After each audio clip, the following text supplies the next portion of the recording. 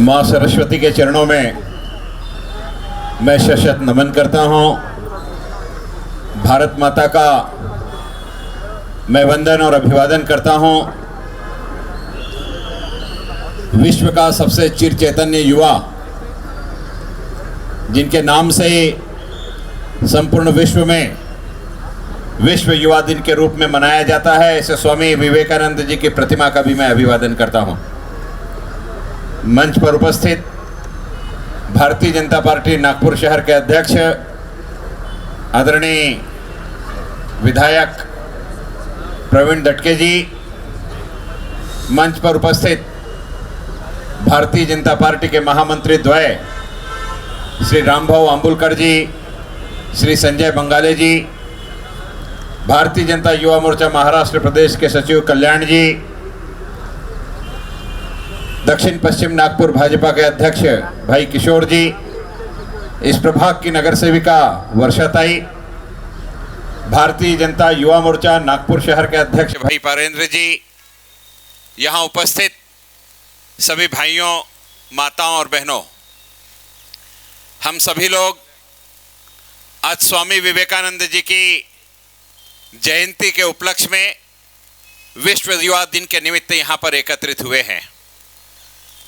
पूरे विश्व में सबसे युवा राष्ट्र के रूप में भारतवर्ष को पहचाना जाता है, कारण विश्व में औसत सबसे कम उम्र के युवा पूरे हिंदुस्तान में भारत में हैं, जिसकी गणना अगर भारत की औसत आयु निकाली जाए तो 26 साल 8 महीने यह भारत की औसत आयु है।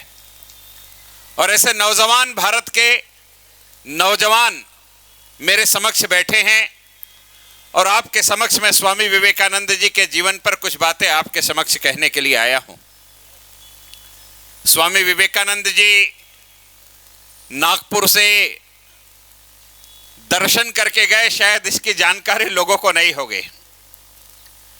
स्वामी जी की उम्र 5 वर्ष की थी और स्वामी जी के पिता बिलासपुर में नौकरी करते थे, तो स्वामी जी अपनी माता के साथ में ट्रेन में बैठ करके नागपुर आए थे। और आप कल्पना कीजिए कि नागपुर से बिलासपुर तक बैलगाड़ी में बैठ करके स्वामी विवेकानंद नागपुर से गए थे। इतना ही नहीं, यहां नागपुर में पोद्दारेश्वर राम मंदिर है। इस पोद्दारेश्वर राम मंदिर की धर्मशाला है।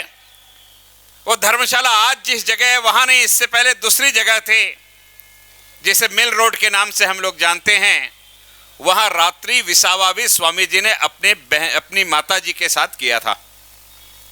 मुझे भी इसकी जानकारी नहीं थी। अनायास स्वामी जी के जीवन की 150वीं जयंती थी। उस समय स्थायी समिति के अध्यक्ष के रूप में काम करने का मुझे सौभाग्य भारतीय जनता पार्टी ने दिया था और उसी समय संकल्प करके स्वामी जी के इस स्मारक का हमने भूमि पूजन किया था, जिसका उद्घाटन हमने 1 जनवरी 2017 में किया। उस समय रायपुर की रामकृष्ण मठ की टीम इस इमारत का फोटो लेकर के आई थी कि ये इमारत कहाँ है, तो पुरानी वह इमारत मिल रोड पर दिखाई दे और उससे हमें पता चला कि स्वामी जी नागपुर से बिलासपुर तक बैलगाड़ी में बैठ करके गए थे। इसलिए नागपुर भी स्वामी जी के पावन चरणों से पवित्र हुआ है, ये कहने में किसी भी प्रकार की अतिशयोक्ति नहीं। स्वामी जी के आशा का केंद्र नौजवान थे। स्वामी जी ऐसा समाज चाहते थे जिस समाज में किसी भी प्रकार का भेदभाव ना हो। स्वामी जी कहते थे कि हिंदुस्तान से जब मैं बाहर गया और अमेरिका की सड़कों पर जब मैंने पुरुषों के कंधों से कंधा मिला करके अपनी बहनों को काम करते हुए देखा, तो मुझे ऐसा लगा कि मेरे देश की आधी आबादी, जिन्हें हम बहनों के रूप में जानते हैं, वो केवल चूल्हे और चक्की तक सीमित क्यों हैं। स्वामी जी के मन में एक प्रश्न उठा कि जिस हिंदुस्तान में मैत्री, गार्गी और अरुंधति जैसी समतुल्य ऋषितुल्य परंपरा का वहन करने वाली बहनें रही है, जो शंकराचार्य के समकक्ष ज्ञान में कहीं भी कमजोर नहीं थी, उस हिंदुस्तान में महिलाओं के शिक्षण के तरफ क्यों नहीं ध्यान दिया गया और क्यों महिलाओं को केवल संतान उत्पत्ति का यंत्र समझ करके रखा गया। और स्वामी जी ने पूरे हिंदुस्तान से आह्वान किया कि जब तक हम बहनों को शिक्षित नहीं करेंगे और बहनों को पुरुषों के समकक्ष एकत्रित नहीं करेंगे तो संपूर्ण आत्माओं में परमेश्वर का वास होता है। स्त्री की आत्मा और पुरुष की आत्मा अलग नहीं होती। अगर हम उसके साथ अन्याय करेंगे तो हम परमात्मा के साथ में अन्याय कर रहे हैं, यह समझना नितांत आवश्यक है। इसलिए महिलाओं को भी हमने शिक्षा के क्षेत्र में आगे बढ़ाना चाहिए, केवल आगे बढ़ाना चाहिए। स्वामी जी ने नहीं कहा, स्वामी जी ने कहा कि महिलाओं को शिक्षित करते समय इस बात का ध्यान रखना चाहिए कि महिलाओं को शिक्षण के साथ में ऐसा प्रशिक्षण देना चाहिए जिसमें उनके हस्तकला भी विकसित हो, और हस्तकला विकसित होने के कारण महिलाएं शिक्षण के साथ साथ रोजगार भी करने लगे। मेरे देश की बहनों को किसी के सामने हाथ पसारने का मौका ना आए, वो स्वयं के जीवन का संचालन कर सके। इस प्रकार के शिक्षण प्रणाली महिलाओं के लिए होना चाहिए। इस प्रकार का मानस स्वामी जी ने रखा। हम आज बात करते हैं कि उद्योग को रोजगार से जोड़ना, रोजगार को शिक्षा से जोड़नी चाहिए, और स्वामी जी ने उस समय कहा था कि महिलाओं की शिक्षा को रोजगार से जोड़ना चाहिए। स्वामी जी हमसे कितने आगे की विचारधारा को अपने मस्तिष्क में रखते थे, इसकी संकल्पना हमारे सामने दिखाई देती है।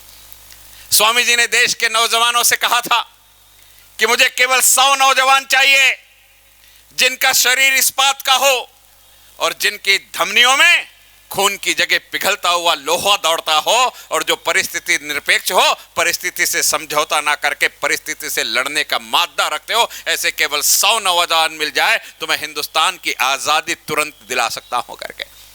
और स्वामी जी ने नौजवानों से अपेक्षा की थी कि अपनी नौजवानी को बचाए रखने के लिए सबसे पहले आवश्यकता है अपने चरित्र पर ध्यान देना, और चरित्र के साथ साथ अपने ब्रह्मचर्य पर ध्यान देना। आपका चरित्र और ब्रह्मचर्य अगर अच्छा रहा तो नैसर्गिक रूप से आपके बुद्धि का विकास होगा, और बुद्धि का विकास होगा तो विकसित बुद्धि का सशक्त ताकतवर नौजवान हिंदुस्तान को नई दिशा देगा और हिंदुस्तान विश्व में जगत गुरु बन जाएगा कर। उन्होंने बड़ी सुंदर बात कही थी कि विदेशी भाषाओं में पढ़ाई करके उन विदेशी भाषाओं के ज्ञान को अपने मस्तिष्क में ठूस करके अपने दिमाग को किताबों का कचरा घर नहीं बनाना। अगर शिक्षा लेना है तो शिक्षा को आत्मसात करना चाहिए, शिक्षा को ग्रहण करना चाहिए, शिक्षा को अंगीकृत करना चाहिए। उसे रट रट करके जमा करने की कोई आवश्यकता नहीं। अगर रट कर ग्राह्य की गई शिक्षा हमारे पास जमा है तो हम रटंतु तोते हो सकते हैं, लेकिन विद्वान नहीं हो सकते।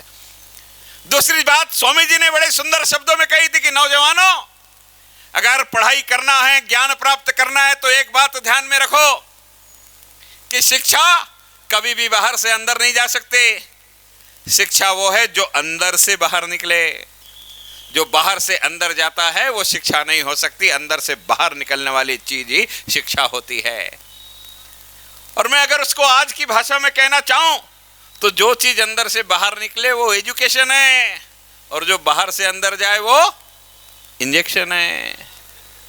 अब स्वामी जी ने वर्तमान शिक्षा प्रणाली जो मैकाले ने प्रस्तुत की थी उसका निषेध उस जमाने में स्वामी जी ने कर दिया था। और इस देश का दुर्भाग्य कि इस देश के आजादी के 74 वर्ष के बाद कोई मर्द प्रधानमंत्री मिला जिसने स्वामी जी के विचारों के अनुरूप इस देश की शिक्षा प्रणाली को परावर्तित करने का लक्ष्य रखा। स्वामी जी ने स्पष्ट कहा था कि आंग्ल भाषा का शिक्षण लेकर के शिक्षित होना, इसकी अपेक्षा मैं समझता हूं कि संस्कृत में शिक्षण प्राप्त करना नितांत आवश्यक है। आपको यह मजाक लगता होगा संस्कृत में शिक्षण, संस्कृत में शिक्षण। माननीय अध्यक्ष महोदय, कल मैं आदरणीय जितेंद्र नाथ जी महाराज के दर्शन करने के लिए गया था। उन्होंने मुझे बताया कि रमेश जी पोखरियाल जो हमारे केंद्रीय मंत्री हैं, उन्होंने देवनाथ पीठ के 6 लोगों को बुलाया है और टेक्निकल एजुकेशन का 3rd ईयर का सिलेबस क्या होना चाहिए हमारी वैदिक परंपरा के तंत्र ज्ञान के अनुरूप उसको डिजाइन करने के लिए कहा है। हमारे वेदों में तंत्र भी है, हमारे वेदों में ज्ञान भी है, विज्ञान भी है, आध्यात्म भी है। और स्वामी जी यही कहते थे कि इन सारी चीजों के माध्यम से हमने आगे बढ़ना चाहिए। स्वामी जी संस्कृत की बात इसलिए करते थे कि अभी विश्व बैंक के माध्यम से विश्व की किसी भी भाषा को अगर ट्रांसलेट करना हो तो ट्रांसलेट करने के लिए एक सॉफ्टवेयर का निर्माण किया जा रहा है, जो निर्माण दिल्ली के JNU के माध्यम से किया जा रहा है, विश्व वहां कर रहा है। और JNU जो सॉफ्टवेयर बना रहा है वो ऐसा बना रहा है कि विश्व की किसी भी भाषा को अगर किसी भी दूसरी भाषा में ट्रांसलेट करना है तो डायरेक्ट ट्रांसलेशन नहीं होगा, पहले वो ट्रांसलेशन संस्कृत में होगा और संस्कृत से दूसरी भाषा में होगा तो त्रुटिहीन होगा, कारण विश्व के जितनी भाषाएं हैं सबके शब्द संस्कृत से ही लिए गए हैं। जो जो स्वामी जी ने उस समय कहा वो नरेंद्र भाई मोदी की सरकार के समय में हमें साकार होता हुआ दिखाई दे रहा है, कारण स्वामी जी का भी नाम नरेंद्र था। बाकी कुछ बोलने की आवश्यकता नहीं है। नौजवानों से स्वामी जी ने अपेक्षा करी थी, स्वामी जी ने नौजवानों से अपेक्षा की थी कि नौजवानों ने आगे आकर के कार्य करना चाहिए। स्वामी जी के जीवन कार्य में प्लेग का जब महामारी हुई तो स्वामी जी स्वयं मरीजों के बीच में जाकर के सेवा करते थे, गरीबों के झोपड़पट्टियों के बीच में जाकर के स्वामी जी सेवा करते थे। स्वामी जी ने सेवा कार्य के माध्यम से संपूर्ण राष्ट्र को स्वास्थ्य निर्माण हो सके, इस दृष्टि से रामकृष्ण मिशन का गठन किया था और उसके माध्यम से केवल मंदिर नहीं चलाया उन्होंने रामकृष्ण मिशन के माध्यम से सामाजिक सेवा चलाई, अन्न क्षेत्र चलाया, दवाखाने चलाए और लाइब्रेरी चलाई, ग्रंथालय चलाया, शिक्षा के विकास के काम की दिशा में विद्यालय चालू करके स्वामी विवेकानंद जी ने कार्य को प्रारंभ किया। इस प्रकार से स्वामी विवेकानंद जी नौजवानों से अपेक्षा करते थे। स्वामी जी नौजवानों में सबसे बड़ी चीज अगर कोई ढूंढते थे तो चरित्र ढूंढते थे। स्वामी जी के जीवन का एक बड़ा सुंदर सा उदाहरण है। स्वामी विवेकानंद 31 मई 1893 को पानी के जहाज में बैठ करके शिकागो के लिए निकले। आप कल्पना कीजिए कि जुलाई महीने में भाषण था और मई महीने में घर से निकलना पड़ा, कारण पानी के जहाज से जाने में उस समय जो जहाज की गति थी 2 महीने का समय लगता था। और उस 2 महीने पानी के जहाज में स्वामी जी जाने के लिए जब निकले तो स्वामी जी अपने कपड़े पहन करके बैठे हुए थे। वहां 2 अमेरिकी बंधु आपस में बात कर रहे थे। एक अमेरिकी बंधु ने अपने दूसरे बंधु से कहा कि ये आदमी कहता है कि मैं विश्व धर्म सम्मेलन में भाग लेने जा रहा हूं, लेकिन इस नौजवान वो संपूर्ण विश्व के सामने, उन बुजुर्गों के सामने क्या अपने धर्म की परिभाषा कर सकेगा। वो दोनों अंग्रेजी में बात कर रहे थे, उन्हें लगा हिंदुस्तान का सन्यासी हमारी बात को क्या समझेगा, लेकिन स्वामी जी मंद मंद मुस्कुरा रहे थे। इतने में ही दूसरे अमेरिकन ने कहा, उम्र तो छोड़ो, इस आदमी को तो कपड़े पहनने का भी सलीका नहीं है। कपड़े के एक टुकड़े को कमर में लपेट लिया है, कपड़े के दूसरे टुकड़े को कंधे पर डाल लिया है और कपड़े के तीसरे टुकड़े को अपने सर में साफा के रूप में बांध लिया है। 3 चीथड़ों में लिपटा हुआ ये नौजवान विश्व मंच पर जाकर के क्या अपने धर्म की मीमांसा करेगा।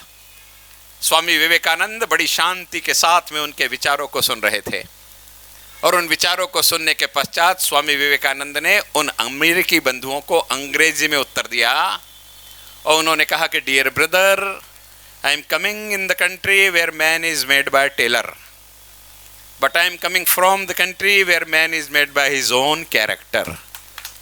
मैं उस देश में प्रवेश कर रहा हूं जिस देश में व्यक्ति का निर्माण एक दर्जी, एक टेलर, एक शिंपी या एक फैशन डिजाइनर करता है, लेकिन मैं उस देश से प्रवेश कर रहा हूं जिस देश में व्यक्ति का निर्माण उसका चरित्र करता है। चरित्र निर्माण से राष्ट्र निर्माण के परिपाटी वाले भारत का प्रतिनिधित्व करने के लिए मैं आपके देश में आया। आप कल्पना कीजिए कि अपने देश की संस्कृति और संस्कारों पर इतना गौरव रखने वाला नौजवान जब विश्व के मंच पर गया तो उसने किस दिशा में जाकर के बात की होगी। हम बार बार मंच से यही कहते हैं कि स्वामी जी ने शिकागो में जाकर के कहा, प्रिय भाइयों और बहनों, प्रिय भाइयों और बहनों, प्रिय भाइयों और बहनों। मैं आपको बताना चाहता हूं कि स्वामी जी ने यह कहा ही नहीं। स्वामी जी ने मंच पर जाकर के भाइयों और बहनों नहीं कहा, उन्होंने कहा dear American sister and brother, बहनों और भाइयों कहा।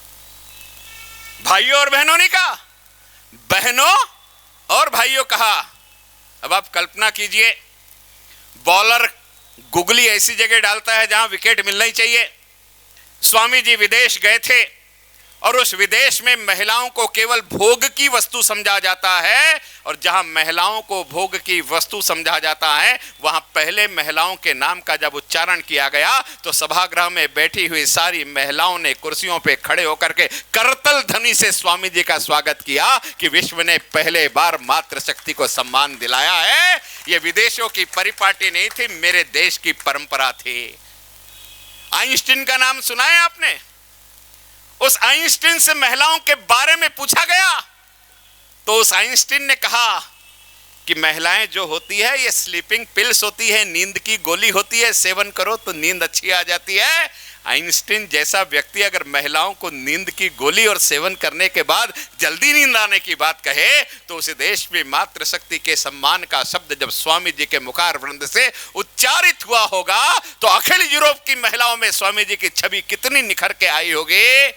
और विचार करके इस प्रकार से अपने भाषण की शुरुआत करने का सामर्थ्य जो स्वामी जी ने सामने रखा वो केवल मातृशक्ति के प्रति सम्मान नहीं था, विश्व को बताना था कि मैं उस देश से आया हूं जहां यत्र नारिंस पूज्यन्ते रमण्यते तत्र देवता की बात होती है। मेरा अकेला विश्व में देश है जिस देश में देश को भी मां के रूप में जाना जाता है। ये विश्व में प्रतिपादित करने का काम स्वामी विवेकानंद ने किया, और स्वामी विवेकानंद ने यह सारा काम विश्व के सामने केवल रखा नहीं, उन्होंने हर जगह अपने धर्म की स्थापना करते समय संस्कार और संस्कृति की बात करी, लेकिन स्वामी जी के जीवन में उन्होंने अपने आदर्श का केंद्र नौजवानों को रखा।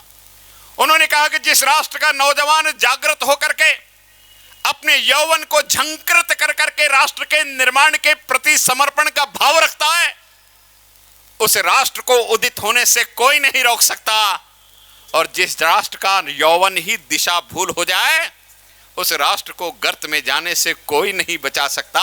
ये बात स्वामी विवेकानंद जी ने उस समय कही थी।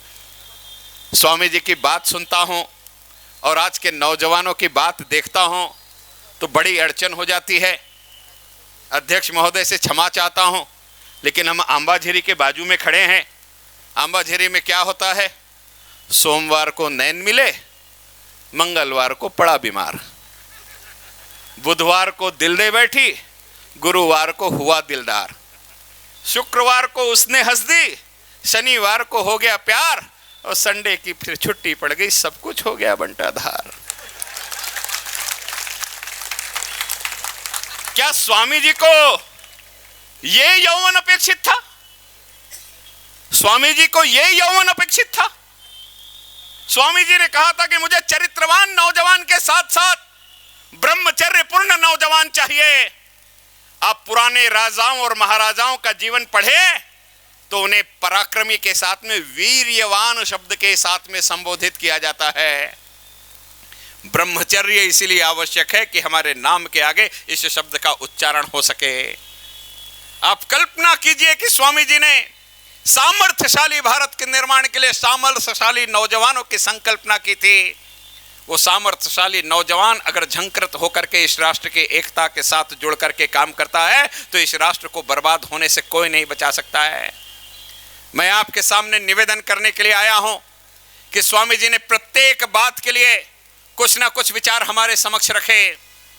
पिछला वर्ष कोरोना का गया और कोरोना के कार्यकाल में हमने लोगों के घर घर जाकर के सेवा करी। मुझे याद है कि स्वामी जी कश्मीर से लेकर के कन्याकुमारी तक जब पैदल यात्रा करते करते कन्याकुमारी पहुंचे, और कन्याकुमारी पहुंचने के बाद 3 समुद्र का संगम जिस स्थान पर होता है वहां पर सागर के बीच में एक शिला दिखाई दी। स्वामी जी को लगा कि ये तो मेरे भारत माता के चरण ये सागर पखार रहा है, मैं उस शिला पर बैठ करके भारत माता को साष्टांग दंडवत करना चाहता हूं। वहां के लोगों ने रोका कि ये 1-1.5 किलोमीटर के बीच में बड़ी बड़ी शार्क मछलियां हैं, आप अगर इसमें कूदेंगे तो मछलियां आपका भक्षण कर लेगी। लेकिन भारत माता के चरणों को स्पर्श करने के मनोभाव को लेकर के नौजवान सन्यासी उस शार्क मछलियों से भरे हुए समुद्र के अंदर कूद गया, और कूद करके वह व्यक्ति उस शिला पर चला गया, और शिला पे जाकर के जब आसन लगा करके कन्याकुमारी, कश्मीर से कन्याकुमारी तक भारत में मैंने क्या देखा, इसको अपने आंखों के सामने फ्लैशबैक में याद करने लगा तो सन्यासी तड़फ तड़फ करके शिला पर बैठे बैठे रोने लगा। लगातार 2 दिन तक के समुद्र के बीच में वो नौजवान सन्यासी बैठ करके बिलख बिलख करके रोता रहा। और अपना रुदन रुकने के बाद उस सन्यासी ने भारत माता से निवेदन किया कि हे भरतवंशियों, आने वाले 10 वर्षों के लिए अपने घर के भगवान की पूजा बंद कर दो, मंदिरों में जाना बंद कर दो, मातृदेव भाव और पितृदेव भाव इस बात को भी भूल जाओ। अगर हिंदुस्तान को सचमुच में ऊपर उठाना है तो दरिद्र देव भाव, दीन देव भाव, दुखी देव भाव, दरिद्र को देवता समझो, दीन को देवता समझो, दुखी को देवता समझो। अगर भारत का उत्थान करना है तो समाज के सबसे गरीब व्यक्ति का उत्थान जब तक नहीं होगा और वह सामान्य जनता के समकक्ष आकर के खड़ा नहीं होगा, तो अगर समाज में ही विसंगति बनी रहेगी तो हम राष्ट्र के उत्थान को नहीं कर सकते। इसलिए समाज के सबसे कमजोर तबके का उत्थान करना चाहिए। स्वामी जी ने कहा कि जीव में शिव होना चाहिए, नर में नारायण होना चाहिए और दरिद्र को नारायण समझना चाहिए। ये सारी चीज स्वामी जी के मुखार वृंद से निकले कि हमें गरीबों की सेवा के लिए कार्य करना चाहिए। और स्वामी जी स्वयं पर प्रयोग करते थे, उसके बाद ये सारी बातें कहते थे। स्वामी जी के जीवन का एक दृष्टांत आपको बताना चाहता हूं। स्वामी जी जब शिकागो जाने वाले थे तो राजस्थान के खेतड़ी नरेश ने स्वामी विवेकानंद जी की बहुत मदद की थी और उन्होंने स्वामी जी से निवेदन किया था कि मेरे नाती का जन्मदिन है, जन्मदिन मनाने के लिए आपको मेरे राज दरबार में आना पड़ेगा। और खेतड़ी नरेश के नाती का जन्मदिन मनाने के लिए स्वामी विवेकानंद खेतड़ी नरेश के दरबार में पहुंच गए। और उस दरबार में जाकर के स्वामी जी ने क्या देखा कि पहले तो पूजन पाठ सारी विधि समाप्त हो गई, उसके पश्चात वहां पर नृत्य का आयोजन किया गया था। राजस्थान का भी राजघराना और वहां नृत्य ना हो यह तो संभव नहीं। लेकिन जैसे ही नृत्य प्रारंभ हुआ, स्वामी विवेकानंद अंदर कक्ष में चले गए। उस राजा ने हाथ जोड़ जोड़ करके बार बार विनती की कि स्वामी जी नृत्य का आनंद लीजिए। तो उन्होंने कहा कि मैं सन्यासी हूं, कांचन कामिनी और काया से मेरा कोई संबंध नहीं, इसलिए मैं यहां पर नृत्य नहीं देख सकता करके। अंत में वो नर्तकी स्वामी जी के कक्ष में गई और स्वामी जी से हाथ जोड़ करके निवेदन किया कि मेरी क्या गलती हो गई है, आप यहां आइए और आकर के मेरे नृत्य का आनंद लीजिए। स्वामी ने उस नर्तकी बहन को भी मना करके वापस भेज दिया। नर्तकी बहन बाहर आई और उसने संकल्प लिया कि मैं इस नौजवान सन्यासी को तो नृत्य देखने के लिए बाध्य करूंगी। और उस नर्तकी ने अपने नृत्य की शुरुआत करी सूरदास के उस भजन से कि हे प्रभु मेरे अवगुण चित्त न धरो, समदर्शी है नाम तिहारा काहे भेद करो। एक लोहा पूजन में राखत, एक घर बधिर धरो। इसका मतलब होता है कि हे प्रभु तुम समदर्शी हो, तुम क्यों मनुष्य मनुष्य में भेद कर रहे हो। एक लोहा पूजा के काम आता है और दूसरा लोहा कसाई के घर में जानवरों का वध करने के लिए काम आता है। दोनों लोहे हैं, जब धातु एक दूसरे में भेद नहीं करती तो आप क्यों भेद कर रहे हो। इन पंक्तियों को सुनकर के स्वामी जी को लगा कि मैं कहीं ना कहीं गलत कर रहा हूं। वो बाहर आकर के नर्तकी के पैर पर लेट गए और हाथ जोड़ करके कहा कि बहन तुम मुझे माफ कर दो, मैंने तुम में और समाज में भेद नहीं करना चाहिए था। और स्वामी जी ने बताया कि जब मैं 20 साल की उम्र का था और कलकत्ता की सड़क से गुजरता था तो गुजरते समय जिस साइड में थिएटर है उस फुटपाथ से भी मैं नहीं जाता था कि थिएटर की गंदगी मेरे शरीर में समाविष्ट हो जाएगी। लेकिन इस नर्तकी ने मेरी आंख खोल दी है, अब मुझे किसी भी प्रकार की कोई चिंता नहीं, मैं कहीं भी खड़े रहूं, कोई भी गंदगी मुझको खराब नहीं कर सकती, ऐसा सामर्थ्य मुझ में विद्यमान है करके। तो गंदगी से भेद करो, व्यक्ति से नहीं। बीमारी से दूर रहो, बीमार से नहीं। यह संदेश स्वामी जी ने हमें उस जमाने में दिया।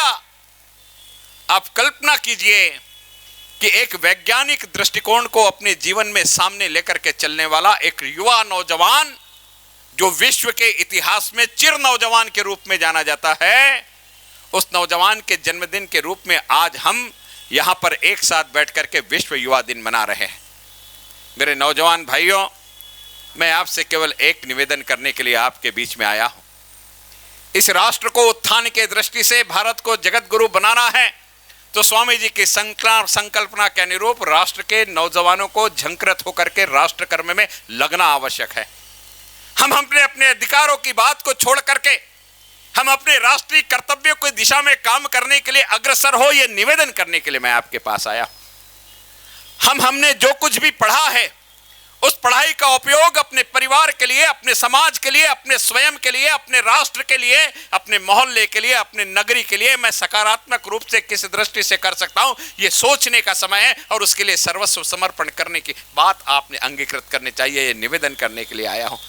स्वामी जी ने कहा था कि शिक्षा एक ऐसी वस्तु है जिससे मनुष्य दया भी सीखता है, क्षमा भी सीखता है, सौहार्द भी सीखता है, लेकिन सिंह जैसे साहस की बात भी शिक्षा से ही सीखता है, किसी दूसरी बात से नहीं सीखता। इसलिए शिक्षित होना आवश्यक है और शिक्षित होने के बाद राष्ट्र के प्रति समर्पण का भाव आवश्यक है। जिस राष्ट्र के शिक्षित नौजवानों ने राष्ट्र के प्रति समर्पण का भाव जागृत किया, उस राष्ट्र के उत्थान को कोई नहीं रोक सकता। मैं यही निवेदन करने के लिए आपके बीच आया हूं कि स्वामी जी ने आपसे जो संकल्पना की थी, उस संकल्पना के अनुरूप आप लोग अपना जीवन जिए और याद रखिए, आप किस देश के वासिंदे हैं?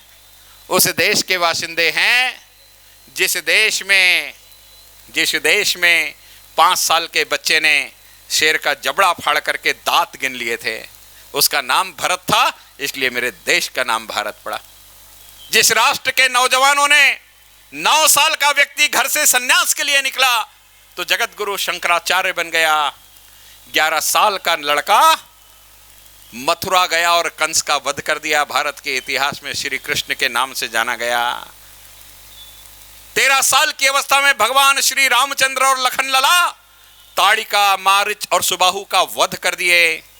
13 साल की उम्र में सरोजनी नायडू ने 100 पन्नों की कविता लिख करके कोकिला कंठी सरोजनी नायडू बने। 14 साल की उम्र में सचिन तेंदुलकर ने सेंचुरी मार दी। अपने 15 साल के लड़के को और महाराणा प्रताप के पिता की रक्षा के लिए राष्ट्र के खातिर कटवाने वाली पन्नादाई इतिहास में अमर हो गई। 16 साल की उम्र में ज्ञानेश्वर ने ज्ञानेश्वरी लिखी। छत्रपति शिवराया ने तोरणगढ़ जीता 16 साल की उम्र में। 17 साल की उम्र में मदन लाल धिंगरा फांसी के तख्ते पर झूल गया। 18 साल की उम्र में खुदीराम बोस फांसी के तख्ते पर झूल गया। 21 साल 6 महीने 20 दिन की झांसी की रानी, मैं मेरी झांसी अंग्रेजों को नहीं दूंगी, इसलिए खूब लड़ी मर्दानी। वो तो झांसी वाली रानी थी, अग्नि में जल करके खाक हो गई, लेकिन जीते जी अंग्रेजों के हाथ नहीं लगी। 23 साल का भगत सिंह, मैं और बैसाखी मनाऊंगा इसके लिए झगड़ा नहीं किया। 23 साल की उम्र में हंसते हंसते फांसी के तख्ते पर झूल गया। और 25 साल के चंद्रशेखर को जब 26 कोड़े मारने की सजा हुई तो चंद्रशेखर ने यह नहीं कहा कि मेरी उम्र 25 से 25 मारो और एक पारेंद्र पटले को मार लेना करके। ऐसे नौजवान और ऐसे नौजवान के हम वंशज हैं। हम कल्पना कीजिए कि क्या उस दिशा में हम लोग काम कर रहे हैं। 5 साल से लेकर के 25 साल तक की फेहरिस्त मैंने आपको गिनाई।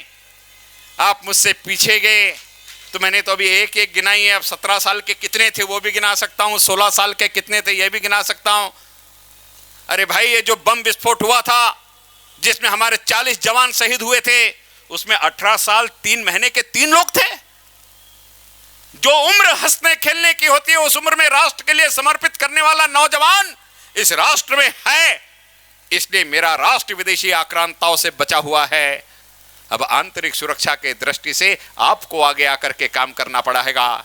इस राष्ट्र के सुरक्षा के प्रहरी आप है, इस राष्ट्र के समृद्धि के प्रहरी आप है। इस राष्ट्र को जगत गुरु बनाने का दायित्व आपके हाथ में है। और ये मैं नहीं कहता, ये स्वामी जी उस युग में कह करके गए। कारण स्वामी जी के नौजवानों के प्रति एक संकल्पना थी कि ऊंचाइयों को छू रही हो कामनाएं, तूफान सी बह रही हो भावनाएं, निस्संदेह वह है यौवन इस युग का जिसके रोम रोम में बसी हो संवेदनाएं। राष्ट्र की प्रत्येक संवेदनाओं को अपने रोम रोम में बचा करके राष्ट्र उत्थान के कार्य में अपने आप को समर्पित कीजिए। यही आपसे अपेक्षा करते हुए अपने वाणी को विराम देता हूं। बहुत बहुत धन्यवाद।